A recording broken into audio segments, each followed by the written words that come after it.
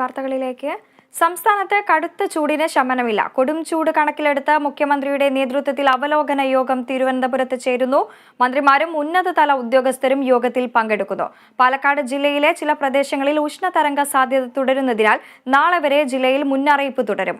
ഇപ്പോൾ വാർത്തയുടെ വിശദാംശങ്ങളുമായി തിരുവനന്തപുരത്ത് നിന്നും വിഷ്ണു കരുണാകരൻ ചേരുന്നു. വിഷ്ണു, സംസ്ഥാനത്ത് കടുത്ത ചൂട് തുടരുകയാണ്. ഈ ചൂട് കണക്കിലെടുത്ത് മുഖ്യമന്ത്രിയുടെ നേതൃത്വത്തിലുള്ള അവലോകന യോഗം പുരോഗമിക്കുകയാണ്. എന്തൊക്കെയാണ് വാർത്തയുടെ വിശദാംശങ്ങൾ? സംസ്ഥാനത്ത് താപനില ഉയർന്നതിൽ മുഖ്യമന്ത്രിയുടെ നേതൃത്വത്തിൽ അവലോകന യോഗം തുടരുകയാണ്.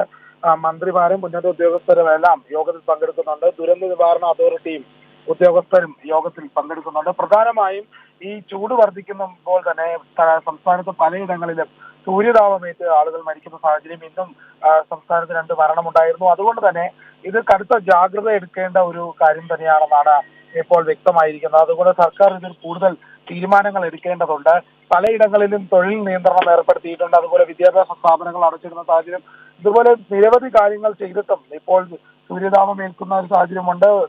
സാധാരണഗതിയിൽ നിന്നും താപനില വർദ്ധിക്കുന്നുണ്ട്. പല ഇടങ്ങളിലും 3 മുതൽ 5 ഡിഗ്രി സെൽഷ്യസ് വരെയാണ് ചൂട് വർദ്ധിക്കുന്നത്. കഴിഞ്ഞ ദിവസങ്ങളിലേക്കാൾ ചൂട് അധികമായി തുടരുന്ന ഒരു സാഹചര്യം തന്നെയാണ്.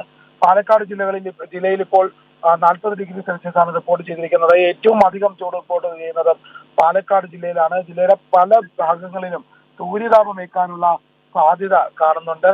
അത്തരത്തിലുള്ള ഒരു അവസ്ഥയിലാണ് ഇപ്പോൾ നിലനിൽക്കുന്നത്. അതോടൊപ്പം തന്നെ പാലക്കാടിന് പുറമെ തൃശ്ശൂർ, കൊല്ലം ജില്ലകളിലും തീവ്രമായ ചൂട് തുടരും. നാളെ ഒരു ദിവസം കൂടി ശക്തമായ ചൂട് ഉണ്ടാകുമെന്നാണ് ഇപ്പോൾ ലഭിച്ചിരിക്കുന്ന വിവരം. അതോടൊപ്പം തന്നെ ഈ ആഴ്ച തന്നെ ചൂട് തുടരുമെന്ന് നേരത്തെയും റിപ്പോർട്ടുകൾ ഉണ്ടായിട്ടുണ്ട്. വേനൽ മഴ കൃത്യമായി ലഭിച്ചില്ല, അതൊരു വലിയ തിരിച്ചടിയാണ്.